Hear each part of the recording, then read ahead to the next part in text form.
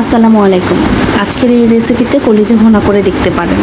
খুবই সহজ, রুটি, পরোটা কিংবা ভাতের সাথে খেতে খুব ভালো লাগে।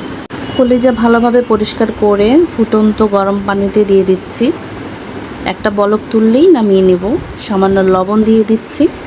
লবণটা দেওয়ার কারণে কলিজার সব ময়লা উপরে ভেসে উঠবে। এরকম ভেসে উঠলে ময়লাগুলো তুলে ফেলে দেব। একটা বলক ওঠার পরে আমি নামিয়ে নিব। নামিয়ে নিয়ে ভালো করে পরিষ্কার করে নিয়েছি। কলিজার উপরে একটা পর্দা থাকে, সেটা তুলে নিতে হবে। যেরকম টান দিলে চলে আসে, এভাবে সবগুলো পরিষ্কার করে নিতে হবে। এটা থাকলে কলিজা খেতে ভালো লাগে না। এভাবে সবগুলো পরিষ্কার করে নিয়েছি। ছোট ছোট করে টুকরো করে এখন কড়াইতে তেল দিয়ে দিচ্ছি। গরম মশলা, এলাচ, দারচিনি, তেজপাতা, সামান্য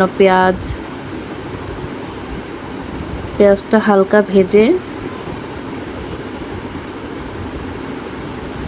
তার মধ্যে পেঁয়াজ বাটা অ্যাড করে দিব। 2 চামচ পেঁয়াজ বাটা দিয়ে দিয়েছি।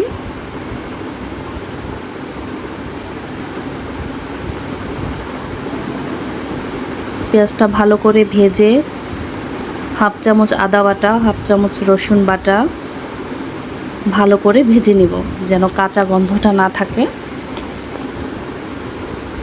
স্বাদমতো লবণ, হলুদ গুঁড়ো, মরিচ গুঁড়ো, ধনে গুঁড়া, জিরে গুঁড়া,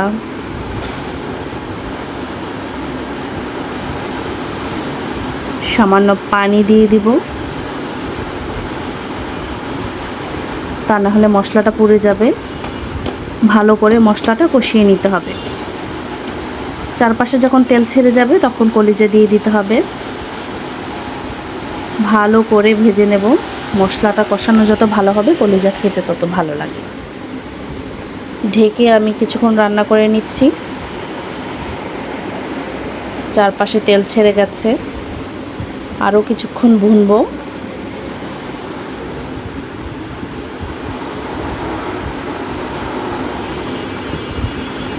এখানে আমি 1 কাপের মতো গরম পানি ব্যবহার করছি। একদম ঠান্ডা পানি ব্যবহার করা যাবে না।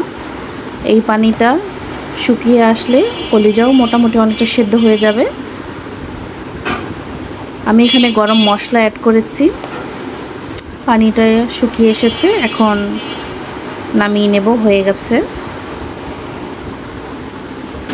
তুলে নিয়েছি। ভিডিওটি ভালো লাগলে অবশ্যই সাবস্ক্রাইব করে দিবেন।